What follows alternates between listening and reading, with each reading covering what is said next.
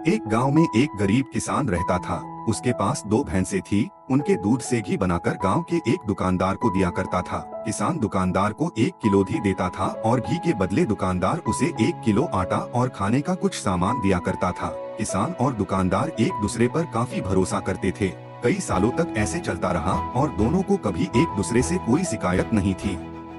एक दिन दुकानदार को मन में ख्याल आया कि आज घी तौल के देखा जाए, और जब उसने घी को तौला तो घी 200 ग्राम कम था और इससे दुकानदार को बहुत गुस्सा आया। उसने किसान के खिलाफ गांव के पंचायत में शिकायत करी। पंचायत के सभी सदस्यों ने दुकानदार की बात सुनकर सोचा कि दुकानदार सच कह रहा है और किसान ने उसके साथ बहुत गलत किया है। अगले दिन किसान को पंचायत में हाजिर होने को कहा गया और जब पंचायत के सदस्यों ने किसान से पूछा कि तुमने दुकानदार के साथ धोखा क्यों किया, तुम इतने सालों से दुकानदार को घी कम देते आए हो, तुम्हें अपनी गलती माननी पड़ेगी और इसका पश्चाताप करना पड़ेगा।